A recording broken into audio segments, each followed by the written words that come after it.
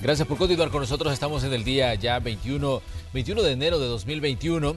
Hoy en el espacio de la entrevista vamos a hablar un poco de una situación que se aborda en El Salvador desde hace mucho tiempo y se está buscando soluciones a un problema, digamos, que enfrentan muchísimos salvadoreños. La intención de viajar hacia los Estados Unidos, algunos lo hacen de forma legal porque sus familiares los han solicitado, otros lo hacen aventurándose, digamos, y enfrentando una serie de peligros en una ruta que está por demás decir que es muy peligrosa. Decíamos, hay diferentes situaciones que han ocurrido en las últimas horas que son importantes y que marcan un antes y un después en materia de migración. Ayer ha tomado posición el presidente número 46 de los Estados Unidos, hablamos del demócrata Joe Biden. Él ha firmado ya una serie de decretos ejecutivos que abre la posibilidad para muchos migrantes en esa gran nación, en los Estados Unidos, de poder quedarse y poder vivir y poder trabajar en ese país de una forma regular. Decíamos, son cerca de 11 millones de indocumentados que hay en los Estados Unidos. Algunos están por razones humanitarias, otros por razones de buscar mejores condiciones ante situaciones de pobreza que enfrentan en naciones como El Salvador. Precisamente este tema lo vamos a abordar porque recordemos que la administración Trump se caracterizó por hablar mucho de inmigración, pero por temas, digamos, que buscaban frenar la llegada de más inmigrantes a los Estados Unidos. La construcción de un muro, decía el presidente Trump cada vez que aparecía que era necesario reformar la forma en que la gente migra a los Estados Unidos y él hablaba de frenar la migración en cadena. Bueno, todas estas situaciones estuvieron en el centro del debate y además que él utilizó la migración como un caballito de batalla electoral.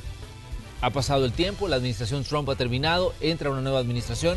¿Qué podemos esperar? Eso es lo que vamos a abordar esta mañana con nuestros invitados. Saludamos a César Ríos, director del Instituto Salvadoreño del Migrante, el INSAME. César, un gusto que nos acompañe, bienvenido. Hola, mucho gusto, Manuel, y gracias, y con mucho gusto para reflexionar en este momento. También está con nosotros desde los Estados Unidos, acompañándonos y haciéndonos el favor de ayudarnos a desarrollar este tema, Luis Montes, estratega del Partido Demócrata precisamente de los Estados Unidos. Luis, un gusto saludarle, bienvenido. Buenos días, Manuel. Bien, como decíamos, una nueva administración toma posesión y ya se está hablando de la posibilidad de una reforma migratoria. Luis, ¿se abre la posibilidad con las decisiones que está tomando el presidente Biden de que se reactive el debate sobre una reforma migratoria integral, tal y como se habló durante, digamos, la administración Obama, tal y como se ha hablado en los últimos años respecto a la situación de muchos trabajadores en los Estados Unidos? Hay que ver el tema en varios niveles, Manuel. En primer lugar, en efecto, ¿verdad? Hay órdenes ejecutivas ya firmadas por el presidente Biden. El día de ayer firmó 17, entre las cuales, como usted bien lo describe, incluyen un par en el tema migratorio. En primer lugar, se levanta, por ejemplo, la prohibición para ciertos países predominantemente musulmanes para que viajen a Estados Unidos. Claro. Luego se detienen un cierto número de deportaciones, algunas deportaciones, ¿verdad? Y en segundo lugar, también el plano legislativo propuso una ambiciosa agenda migratoria, la cual, por ejemplo, entre los detalles es que, por ejemplo, para los DACA, ¿verdad? Los famosos Dreamers, sí. Ellos podrían optar a una residencia de manera inmediata. Habría un proceso de unos 8 años luego de cumplir ciertos requisitos para que los 11 millones de personas que están indocumentadas en Estados Unidos puedan acceder a un proceso de residencia y 3 años después de esos 8 años puedan optar a un proceso de ciudadanía. Que esos son detalles, ¿verdad?, nuevos dentro de las propuestas que en el pasado era básicamente parte de del problema, que no había un camino claro a la ciudadanía. Y así con esto hay varios puntos. Hay que reconocer también que el presidente Trump, antes de salir, dio una orden ejecutiva en la cual ¿verdad?, pone paro a algunas deportaciones de venezolanos específicamente ¿verdad? Y obviamente las iniciativas de Trump de Biden revierten muchas de las iniciativas de Trump en el primer día y esperemos que ahora se hagan otros anuncios importantes. También es de reconocer que el 26 de enero va a ser un día importante para el tema migratorio en Estados Unidos, donde se esperan anuncios importantes por parte de la administración Biden. Muy bien. César, usted le ha estado dando seguimiento al tema migratorio y de hecho es una fuente de consulta para nosotros los medios de comunicación cuando hablamos de esta situación. ¿Qué es lo que ve, qué lectura hace usted de las primeras decisiones que toma en este caso el presidente Biden? Mira, un día muy esperado para la población migrante, un día muy esperado para la población que están en los países de origen, que buscan una solución a sus problemas. Es un hecho muy esperanzador para los trabajadores temporales.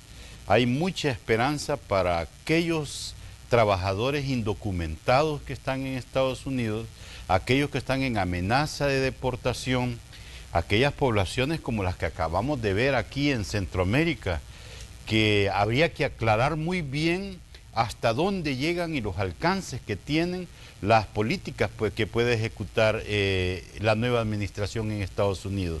Y ser claro, ¿no? Todas las reformas y todas las políticas van a ir orientadas para los trabajadores migrantes que residen en Estados Unidos. Y ser muy claro, muy enfático, que las fronteras no se van a abrir para todo el que quiera iniciar una ruta migratoria y de manera irregular. Por lo tanto, toda esta esperanza reunida en cada uno de los grupos sociales se va a ir viendo y vamos a ir observando. Definitivamente, todo lo que venga ahora va a ser mejor y diferente a la administración que acabamos de finalizar. Efectivamente que hay un giro respecto al tema migratorio. Luis, ¿cuál es la percepción que se tiene en Estados Unidos sobre la migración? Porque durante la administración del presidente Trump, lastimosamente se llegó a un punto en el que casi se criminalizaba el hecho de ser migrante en los Estados Unidos y se ponía, digamos, se ponía como un serio problema que tenía que enfrentar Estados Unidos y parte, digamos, de las situaciones desencadenante de las situaciones internas que vive Estados Unidos. Pero ¿qué es lo que podemos esperar, digamos, en este giro que da también el presidente Biden, donde ya parece que ya no es mala palabra decir migración en Estados Unidos? Definitivamente, pero creo que lo que el señor Ríos ha mencionado es importante enfatizarlo y para que no haya una mala lectura de este tema en las comunidades, obviamente, donde emana la migración. Claro. Hay que decirlo, esto no es una puerta abierta. Esto está lidiando, como bien lo decía el señor Ríos, con personas que ya están en Estados Unidos, van a tener que probar un cierto tiempo. Hay que decirlo, el DACA, por ejemplo, son personas que están aquí más de 13 años, ¿verdad? Y que tienen que probar eso. Entonces, hay que hacer énfasis en eso y muchas gracias, señor Ríos, por eso. Sobre referencia ¿verdad? A los dos contrastes, digamos, entre Biden y Trump que había con el tema migratorio, creo que al final la gente se sintió simplemente exhausta acerca del trato inhumano que daba Trump, no solo al documentado, pero también a todas las personas migrantes, aunque el estatus migratorio ya hubiese sido regularizado. Entonces, creo que a la larga fue ese contraste de visiones fue lo que se puso en juego en el ciclo electoral pasado y creo que al final prevaleció la sensatez. Sobre el movimiento. Yo creo que va a haber, ¿verdad? Las divisiones en Estados Unidos son profundas, las divisiones ideológicas. Hay un grado de polarización que no se puede negar. Creo que esto puede ser también el tema migratorio, hay que decirlo así, como el tema de salud en el 2009. ¿Verdad? En Estados Unidos hay que recordar que eso fue prácticamente el punto génesis para el movimiento del Tea Party, ¿verdad? En el 2009 esta es la reforma de salud. Puede ser que la reforma migratoria se convierta en un, en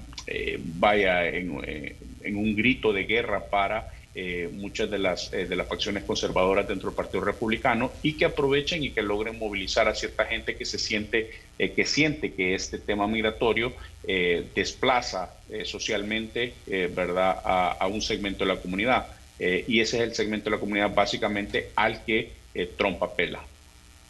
Muy bien. César, hablemos un poco también de una situación que es muy real y que la hemos visto en estos últimos días, el tema de las caravanas que parten desde Centroamérica buscando llegar a los Estados Unidos. Hemos visto pues una inmensidad, una cantidad gigantesca de gente de Honduras que tuvo problemas en Guatemala, muchos están varados, otros han regresado, algunos están enfermos y su esperanza cuando salen de Honduras dicen nuestra idea es llegar a Estados Unidos porque aquí ya no tenemos esperanza de vida. Hablaban de que han sido pues afectados por la pandemia de la COVID-19 que está, digamos, causando estragos aquí en Centroamérica, y también decían ellos hemos sido afectados por el tema de las tormentas tropicales que vivió Centroamérica durante el año 2020. ¿Cómo analizar este fenómeno considerando, digamos, el debate que se abre en Estados Unidos, pero qué tienen que hacer en este caso los gobiernos centroamericanos ante esta realidad? La gente que busca huir a veces de condiciones adversas para poderse desarrollar y para poder incluso suplir sus necesidades básicas. Mira, varios escenarios ante esta situación. En primer lugar, tal como lo dices tú, estos movimientos sociales son una expresión real de la población ante las situaciones económicas y sociales que viven en sus países. La comprensión de esta expresión va a generar varias respuestas. Y haciendo una combinación con lo del cambio de gobierno en Estados Unidos y la respuesta de nuestro gobierno. Fíjate que mi organización INSAMI celebraba que después de casi 4 años los países de Centroamérica no se sentaban y elaboraban un comunicado conjunto a los ciudadanos para decirle no se arriesguen. ¿Por qué es significativo esto? Porque durante la administración del presidente Trump hubo un esfuerzo de dividir a los países.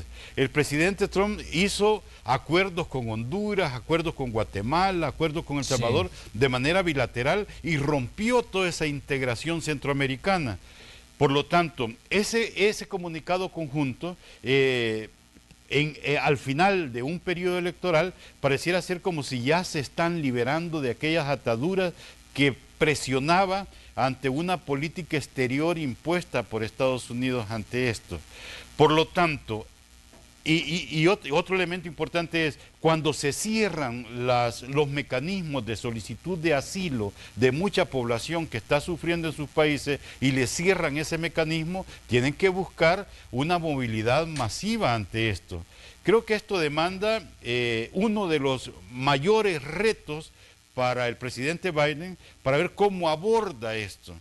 La herencia del presidente Biden no es un muro en México, tiene 4 muros en la ruta migratoria. La de México es un muro físico, las otras son muros casi militares, donde el presidente Donald Trump financió una guardia en México, financió una patrulla fronteriza en El Salvador, financió toda una militarización en la ruta en Guatemala. Entonces, ese abordaje militar, donde criminaliza la expresión social de una población, creo que es lo que hay que superar en este momento. Luis, ¿cómo ven ustedes desde los Estados Unidos el tema de las caravanas? Ya vimos y escuchamos en este caso la lectura que hace César, quien trabaja directamente y ve directamente el tema migración en los Estados Unidos y analiza todas las causas. Pero me imagino que en Estados Unidos tienen su propia lectura respecto al tema de las caravanas, que fueron, digamos, en los últimos años, desde 2019 y 2020, hemos visto esas grandes movilizaciones de centroamericanos buscando llegar a los Estados Unidos. Algunos tienen razones válidas, otros van ilusionados con el denominado sueño americano, pero es una ruta, aparte de peligrosa, es una ruta en la que hay tantos obstáculos. Me imagino que ustedes tienen su propia lectura de lo que está pasando aquí en Centroamérica con estas movilizaciones. Manuel, sin entrar en el detalle de la justificación humana o no de la caravana, simplemente este tipo de eventos no ayudan a la narrativa de una aprobación migratoria en Estados Unidos. Hay que decirlo, ¿verdad? Tanto en la Casa de Representantes como en el Senado, las mayorías demócratas son mínimas. Y obviamente va a tomar ¿verdad? Mucha persuasión de republicanos para poder avanzar estas legislaciones a nivel legislativo. El hecho, ¿verdad?, de que más y más noticias, ¿verdad?, como bien oíamos de Honduras, salen y estas caravanas simplemente no ayudan, porque ese es precisamente el miedo o la narrativa, digamos, la contranarrativa para evitar que este tipo de medidas sean aprobadas. Es precisamente que al dar una reforma migratoria es básicamente carta blanca, es una puerta abierta para que mucha más gente emigre sin seguir los procesos adecuados o los procesos apropiados para la migración. Y creo que eso es precisamente, ¿verdad?, es contraproducente para los esfuerzos que se están haciendo aquí domésticamente. Creo que no ayuda y lo más importante, pone en peligro a miles de vidas, ¿verdad?, centroamericanas en el proceso. Creo que por el contrario, creo que hay una oportunidad por parte de los gobiernos, no de una manera opresiva, como bien lo decía el señor Ríos, sino que de una manera, ¿verdad?, de encontrar un diálogo nuevo con la administración Biden. Hay una recepción por parte de la recepción de Biden para poder entablar puentes. No van a, obviamente, figuras como Bolsonaro, figuras, ¿verdad?, caudillistas, no van a encontrar la misma recepción en Estados Unidos que tenían antes con Trump, ¿verdad? Biden, además de la administración Biden, además de fomentar, digamos, las buenas relaciones, va a hacer lo que, ¿verdad?, en inglés se conoce como accountability, que es básicamente la rendición de cuentas. Y en esa rendición de cuentas hay, ¿verdad?, claras cuestiones como el respeto al Estado de Derecho y a otros factores que van a jugar un papel importante en las relaciones internacionales de Estados Unidos a partir de ayer. Y creo que eso hay que tomar en cuenta también el cambio, el giro que está dando la política exterior, no solo domésticamente en la parte migratoria, sino también en la parte exterior, que deben de tomar en cuenta muchos de los gobiernos en Latinoamérica. Ahora bien, pero ¿cuál debería ser el papel de los gobiernos centroamericanos, Luis, considerando de que ya decíamos, hubo una cooperación con la administración Trump, se crearon los denominados países seguros donde se le pedía a la gente que regresara para mientras se procesaba, digamos, sus peticiones de asilo en los Estados Unidos. Pero eso, digamos, fue una política del presidente Trump. Ahora con el presidente Biden parece que toda la situación cambia y se espera también que haya, digamos, una cooperación con los Estados Unidos, tal vez ya no como países seguros, pero sí para frenar el tema de la migración irregular, que es, digamos, uno de los impactos más grandes y una situación que preocupa a los políticos en Washington.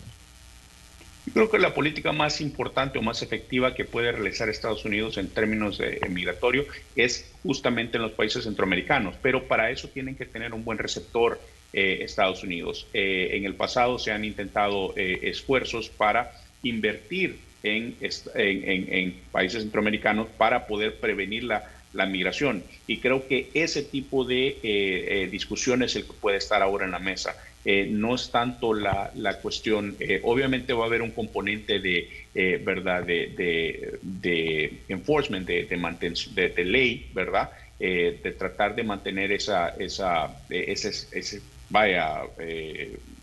marco legal, pero también hay una nueva oportunidad para poder hablar sobre ¿verdad?, programas que puedan prevenir esa ¿verdad?, expandir o, en este caso, porque han sido bastante, ¿verdad?, han sufrido recortes en los últimos 4 años, poder llevar a estas iniciativas de nuevo al Congreso, que creo que puedan tener mucho, ¿verdad?, y en ese sentido creo que puede haber mucha recepción tanto en el Partido Republicano como en el Partido Demócrata. César, ¿qué tanto han cambiado las situaciones que llevan a la gente a migrar en Centroamérica? Porque decíamos, el tema no es nuevo. Se ha debatido desde los 80s, cuando la guerra en El Salvador, incluso desde antes de los 80 ya había una migración, un tráfico de personas hacia los Estados Unidos, de países como El Salvador, a raíz de las condiciones políticas que vivía esta pequeña nación centroamericana durante, digamos, ese periodo de tiempo. Luego vino el conflicto armado de los 80, la migración de salvadoreños hacia Estados Unidos creció de forma exponencial. En la situación luego los 90s, la situación no hubo mayores cambios y continuó ese movimiento. Vemos incluso ya en los 2000 y ahora que estamos en 2021, cuando se revisa, digamos, qué tanto impacto tiene la migración y las remesas en El Salvador, encontramos situaciones como, por ejemplo, que lo que envían los salvadoreños en Estados Unidos, sobre todo, casi alcanza el monto del presupuesto general de la nación. Incluso esta situación nos hace pensar, digamos, que mucho de la economía de El Salvador depende directamente del trabajo del migrante. Mira, esa cronología que has hecho, en momentos de la guerra civil en El Salvador, esa presión de guerra era la que expulsaba a la población. Luego viene un periodo de una economía también que presiona a la población. Viene la corrupción, viene persecución, violencia. Bueno, esa es una fase de la situación que viven cada uno de los países y su realidad que tiene. Por lo tanto, cuando abordemos el tema de esta movilidad humana, siempre es muy fácil terminar responsabilizando a la persona y a la familia porque migra, Sí. ¿ya? Y condenándolo. Pero dejamos por fuera los altos niveles de corrupción que hay en nuestros países. Todo acto de corrupción termina impactándole y haciéndole daño a la familia. Y la familia, nadie se va feliz abandonando su hogar, abandonando sus hijos, abandonando su país. Todos se van forzados a buscar elementos que le den calidad de vida que sus gobernantes, que sus políticas públicas no alcanzan a darle. Por lo tanto, si queremos trabajar evitando esta migración, tenemos que demandamos apoyos principalmente de Estados Unidos para generar ingresos, para generar empleo, para combatir la corrupción, para ordenar todos nuestros poderes políticos, para que todo vaya orientado a mejorar a la familia y no orientado a intereses personales. Creo que la migración es una expresión de toda esta realidad. Y una de las preguntas más grandes que podemos hacer es ¿por qué de Honduras salen 9,000 personas migrando? ¿Y por qué de El Salvador salen 30 personas nada más? Y ahí podemos hacer una medición de la realidad de cada uno de los países.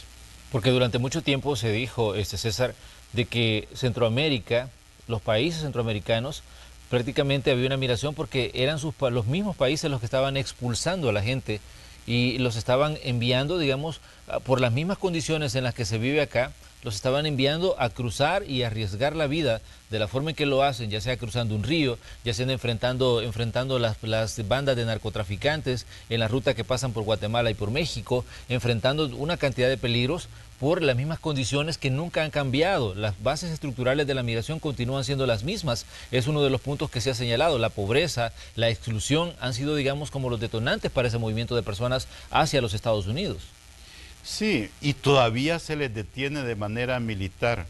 Mira, yo creo que es oportuno hacer un dato histórico, ¿no? En los años 80, aquella movilidad de población, comunidades enteras, salvadoreños, se movían buscando refugio y buscando protección en los tiempos de la guerra.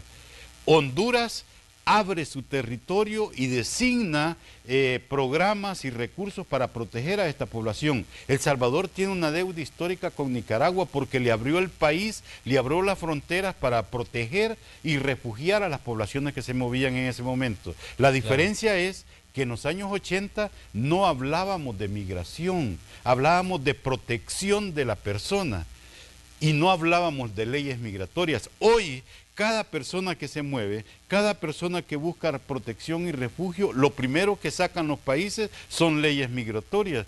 Y ninguna ley migratoria en el mundo está hecha para proteger personas, está hecho para proteger países de entrada y salida. Entonces, aquí es donde puntualmente podemos decir, necesitamos abordajes humanos, ¿ya? Y no abordajes que se reducen a la aplicación de leyes migratorias, y es lo que estamos viendo en este momento. Las Naciones Unidas en este momento en aquel momento jugó un papel importante, ahora debe recobrar aquel papel que jugó en los años 80 para enfrentar aquellas grandes movilizaciones humanas que teníamos. Muy bien, vamos a hacer una pequeña pausa comercial, pero le recordamos a usted que tenemos a Luis Montes, estratega del Partido Demócrata en Estados Unidos, y a César Ríos, experto en migración, aquí con nosotros en el estudio de Hechos AM. Hay otros puntos que agregar al tema migratorio y lo vamos a hacer luego de que regresemos de comerciales. Continúe con nosotros.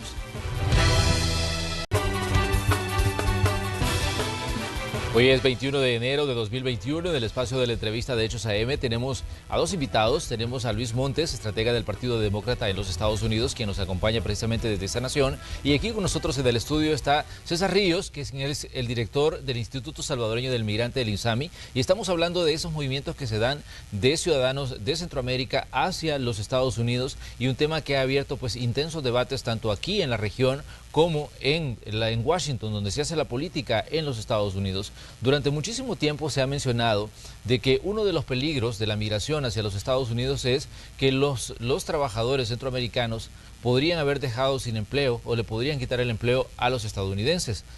Luis, ¿esta percepción continúa en los Estados Unidos o, digamos, es una percepción que se maneja solo a nivel político y no a nivel del día a día del estadounidense promedio? Bueno, vámonos a las estadísticas. De hecho, antes de la pandemia, Estados Unidos registraba una tasa de desempleo de alrededor de 4.6, 4.7% en promedio. Obviamente esto, ¿verdad? Hemos alcanzado niveles de desempleo bajísimos, donde eso quizás, ese argumento tenía menos peso retórico.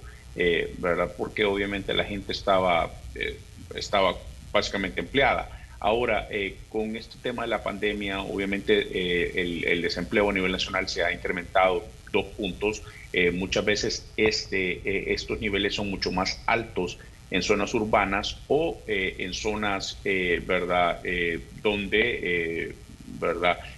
Quizás Donald Trump tenga una base mucho más sólida. Entonces hay que ver Estados Unidos no como una cuestión monolítica, sino que hay que verlo obviamente como acabamos de pasar el proceso político, lo hemos visto por estados, y eso creo que es clave en este tipo de discusiones políticas, ¿verdad? Hay que ver qué estados son los que están muchas veces la concepción esa de que, por ejemplo, solo porque representa una zona rural, ¿verdad?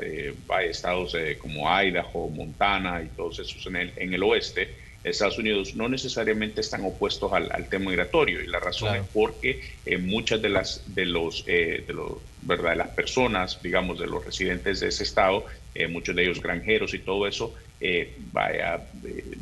dependen en gran medida de la fuerza laboral, ¿verdad? de hispanos para poder cumplir con sus tareas agrícolas. Entonces, creo que en ese sentido es un tema mucho más complejo de verlo simplemente de manera ideológica. Es un tema, obviamente, que tiene un componente económico increíble, y creo que de esa manera es como se tienen que construir esas coaliciones aquí que van a permitir una reforma migratoria.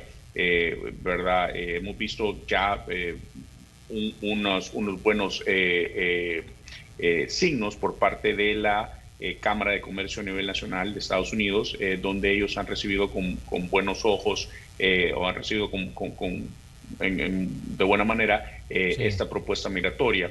Y eso es una parte importante, un componente importante dentro del Partido Republicano. Creo que todos esos elementos, lejos de ver simplemente el desplazamiento, hay que ver el contexto en el que se va a dar esto, la discusión, así como también estado por estado, que van a ser críticos para la aprobación al final, ¿verdad? Los representantes de esos estados, para poder lograr la aprobación de la reforma. Muy bien, César, como decíamos, hay diferentes lecturas de un mismo tema, la migración. Decíamos, para Estados Unidos, en muchos lugares es mano de obra barata que ingresa, digamos, a las filas en Estados Unidos, y que representa, digamos, un buen impulso para su economía. Para países como los nuestros, aquí en Centroamérica, significa dinero que está entrando y que va digamos, a acelerar la economía, sobre todo a nivel de consumo. Decíamos, ¿cómo podemos contrastar esta situación y la conveniencia, por ejemplo, de la migración para naciones centroamericanas y los ingresos que llegan de los trabajadores que están, por ejemplo, en Estados Unidos, y también lo que representa para Estados Unidos el hecho de tener una abundante mano de obra que, digamos, cuesta mucho menos que puede costar una mano de obra local? Mira, Manuel, yo creo que es oportuno hablar sobre esos impactos y esas transformaciones que ya estamos observando post-pandémicos. Claro. Ya, esto va a ser un movimiento muy profundo en todo ese orden productivo y económico. Van a haber sectores que se van a acomodar a una nueva realidad y a nuevos métodos de producción. Sí. Y hay otros que va a ser evidente lo esencial de la mano de obra migrante. El sector servicio, el sector comercio, que muchos nos estamos acostumbrando aquí en nuestro país a ese envío desde casa, a esa producción desde casa. Esto va a provocar mucha inserción de mano de obra local de los países norteamericanos, de Europa, de los países, de los ciudadanos nativos van a tener mayor participación, y en esos sectores productivos va a haber menos demanda de mano de obra migrante. Pero hay otros sectores, como por ejemplo, cuando inicia la pandemia, y se cierran las economías del mundo, los primeros impactados fueron los trabajadores migrantes. Cuando los patronos dicen cerremos, y empiezan a liberarse de aquellos contratos laborales informales, y todos los informales son los migrantes informales que no tenían documentos, y entonces fueron los primeros impactados económicamente. Pero cuando se empieza a reabrir, los primeros que se incorporan a esa reapertura económica de los países son la mano de obra migrante. Y los gobernantes observan lo esencial que son esa mano de obra migrante, y es por eso, por ejemplo, ahora en Estados Unidos, con ese nuevo abordaje que se le puede dar a la migración, va sobre la base de haber observado que la mano de obra migrante es esencial para la recuperación económica de Estados Unidos. Y por eso hay esperanza de que cualquier modificación, cualquier reforma de ley pueda ir orientada de una manera inclusiva para insertar y darle un reconocimiento a estos trabajadores migrantes. Me interesa que hagamos énfasis en un punto que abordaron los dos, tanto Luis y tanto César, y hablaban de que el hecho de que se hable de una reforma migratoria no significa que se van a abrir las puertas para que todo el ciudadano centroamericano que quiera se pueda ir a Estados Unidos e ir a establecerse de una forma, digamos, fácil allá. Sabemos que todo esto son procesos muy burocráticos. Son movimientos políticos que tienen, digamos, que lograrse consensos para que se puedan dar. De hecho, una reforma migratoria implica un acuerdo bipartidista, y por lo tanto, aunque se hable de que se van a dar movimientos a nivel migratorio, esto no va a ser inmediato, y me gustaría hacer énfasis en esto porque quizás mientras nosotros estamos hablando, hay personas que están pensando en migrar aquí en El Salvador, o hay gente que hoy está emprendiendo la ruta, una ruta que lo va a llevar por caminos y por peligros insospechados. Entonces me parece importante porque de pronto, digamos, hay personas que se ilusionan con el hecho de la vida que se pueda tener en Estados Unidos, pero sabemos que esto depende mucho de los movimientos políticos y de los acuerdos que se puedan lograr. Luis, definitivamente que decíamos, este es un primer paso de una serie que hay que dar para que se llegue a un acuerdo y que se llegue a un consenso que permita, digamos, a las personas que ya están en Estados Unidos tener la oportunidad de legalizarse. Definitivamente, esto es un proceso largo, es proceso que va a requerir ya tiempo vivido en Estados Unidos. No es gente que va a venir el día de mañana y va a poder aplicar a un proceso de regulación migratoria.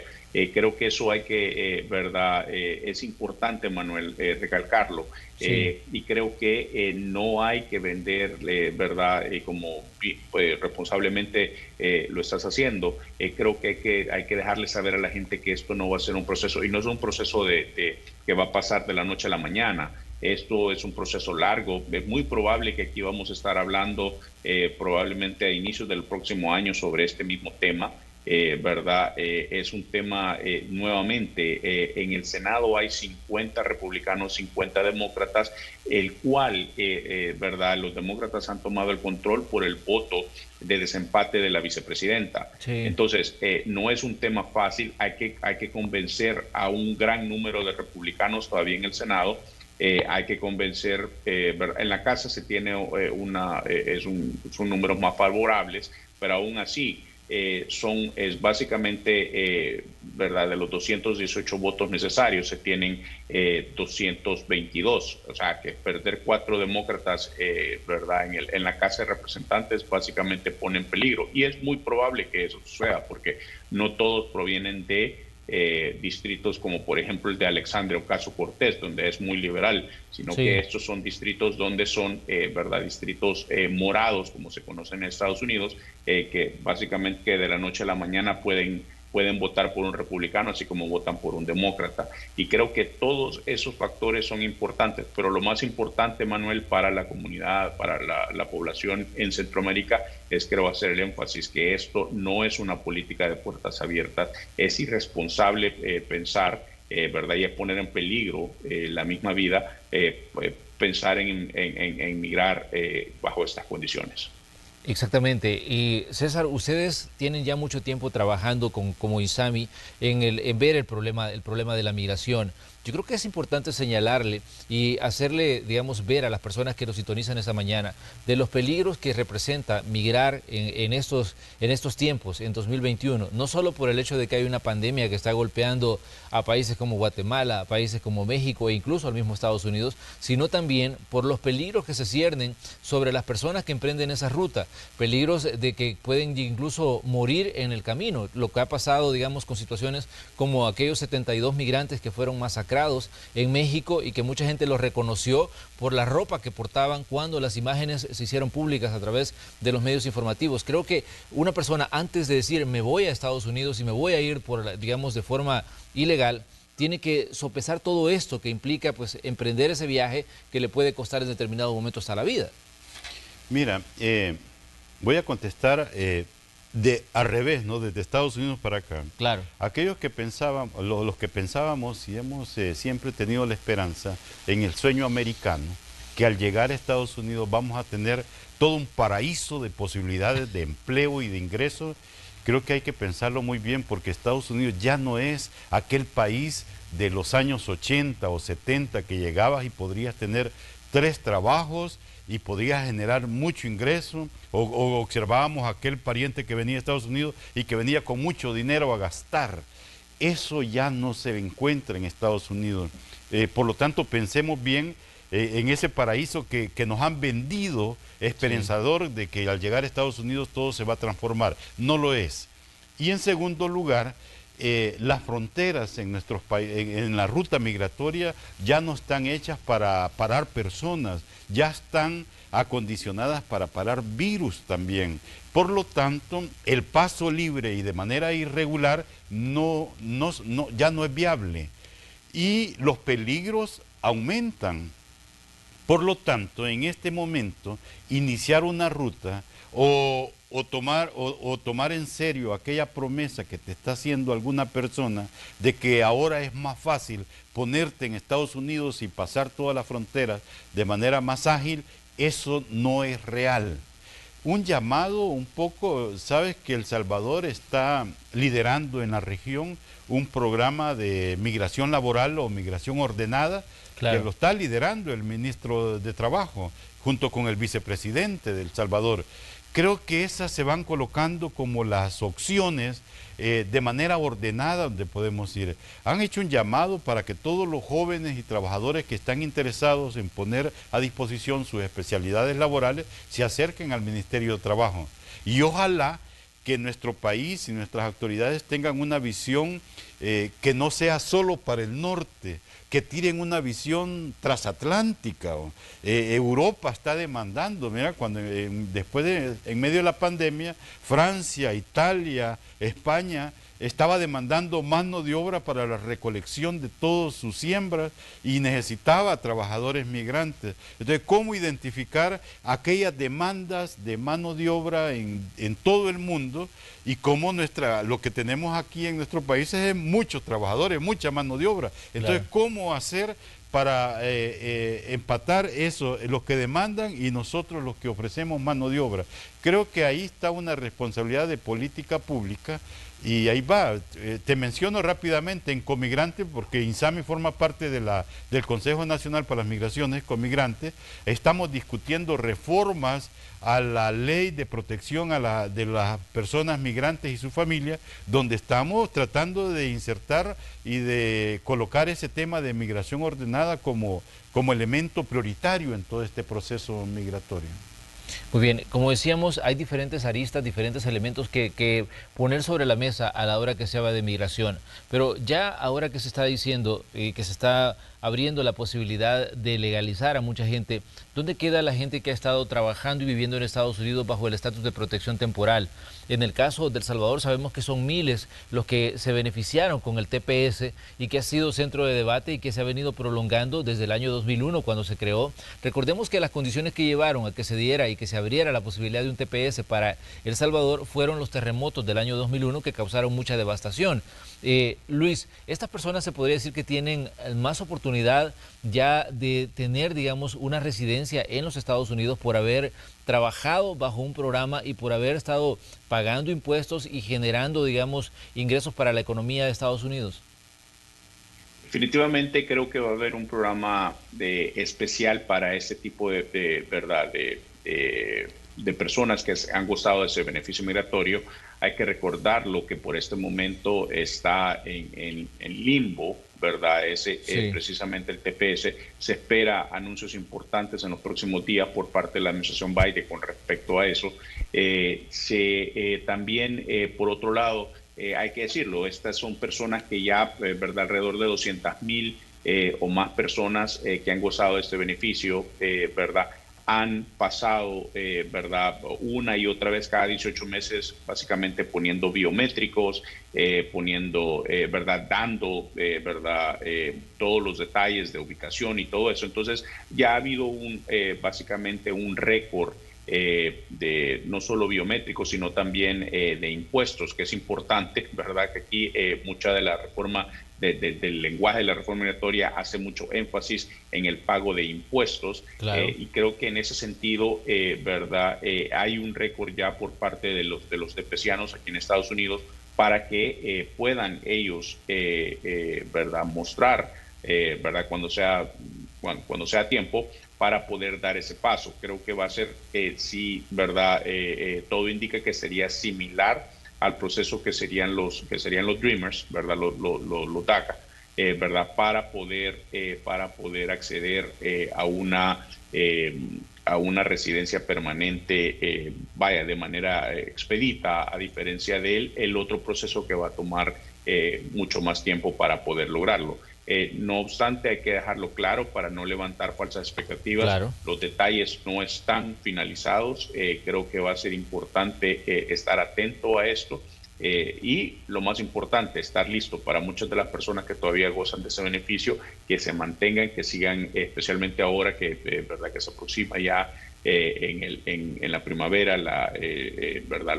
Los impuestos, hay que seguirlos haciendo para que puedan mantener ese récord que han logrado mantener ya casi por 20 años. Muy bien, en el caso de Insami, ¿cuál es la lectura que tienen ustedes de la gente que está con TPS? Sabemos que muchos desde 2001 pues lograron estabilizarse en medio de los vaivenes políticos que han estado pues enfrentando este programa y ahora, pero hay muchos que todavía están, como decía Luis, en un limbo porque el programa ya tiene una fecha de caducidad, aunque no se sabe qué puede pasar, digamos, ahora con las decisiones que se puedan tomar. Pero ¿cómo ven ustedes en el Insami, César, esta situación para la gente que está bajo el estatus de protección temporal? Mira, en primer lugar, independientemente de lo que pueda hacer una política migratoria a favor de esta población, lo que nosotros les decimos es que no abandonen sus procesos migratorios que hayan iniciado. Recordemos que hoy, en el año 2021, muchos de los hijos de los tepecianos están cumpliendo 21 años también. Claro. Y dentro de la ley migratoria hay ahí una salida, una vía para que los hijos soliciten a los padres. Por lo tanto, también hay mucha comprobación de su récord de respeto a las leyes, del pago de impuestos, que eso les favorece para identificar una vía normal, administrativa, migratoria, independientemente de cualquier política que pueda haber en el país. Continúen con esos trámites, ya que de repente estas propuestas que está haciendo el presidente Biden a favor de esta población pueden tardar 2 o 3 años. Sin embargo, no tenemos que poner, como dicen, todos los huevos en una misma canasta, ¿no? Sino que hay que continuar los procesos administrativos que se han iniciado, porque hay todo a favor. Pero no se concentra todo en los trabajadores temporales. Recordemos que Guatemala, en medio de los huracanes, hizo una demanda para un nuevo trámite de permiso temporal. Estos del TPS que estamos hablando, ya eso finalizaron, y lo que tienen que ver es identificar rutas para su residencia permanente. Pero nuestra población está muy golpeada, y yo creo que es muy oportuno que la nueva administración norteamericana identifique las posibilidades de nuevos permisos temporales de cara a ordenar esa movilidad masiva que pueda haber en nuestros países, porque necesidades hay y van a haber muchas expresiones de movilidad humana, y la identificación de programas temporales es una de las soluciones en este momento. Muy bien, Luis, queremos aprovechar la presencia de usted con nosotros aquí en Hechos AM para que también nos haga un análisis de la cooperación que puede surgir o de la relación que se puede establecer en este caso entre la administración Biden y administraciones aquí en Centroamérica como la de Nayib Bukele. Sabemos que el presidente Bukele tuvo una muy buena relación con la administración Trump. De hecho, pues el embajador que concluyó sus funciones hace solo unos días, Ronald Douglas Johnson, él tuvo pues una relación estrecha con el presidente y encontró incluso un apoyo en cada una de las decisiones que aquí se tomaban en el embajador Johnson. Ahora sabemos que hay un cambio de gobierno en los Estados Unidos y por lo tanto pues se tiene que restablecer esa relación con los gobiernos centroamericanos. ¿Cómo ven ustedes el hecho, digamos, de esa administración Biden y la relación que puede tener en este caso con administraciones como la de Nayib Bukele? Creo que para cualquier gobierno centroamericano que trate de entablar una relación de respeto con el gobierno de Estados Unidos, tiene que ahora cambiar el enfoque. Había un enfoque bastante personalista por parte de Trump. Obviamente era un enfoque precisamente entre, ¿verdad? Su personalidad, su ego, claro. ¿Verdad? Era apelar a eso. Y simplemente lo demás no importaba. Vimos casos, por ejemplo, como logró ¿verdad? Desarrollar relaciones con Duterte en Filipinas, ¿verdad? Sí. Que tiene serios señalamientos ¿verdad? De derechos humanos respecto a la prensa. Y creo que en ese sentido él hacía caso omiso media vez ¿verdad? Digamos, la contraparte de turno pudiera apelar a su ego, entonces simplemente él hacía caso omiso del resto. En ese sentido, la administración Biden va a retornar un poco más a la política exterior tradicional de Estados Unidos, es decir, van a tener ciertos ¿verdad? Parámetros a los que se van a regir, a los que se van a ceñir.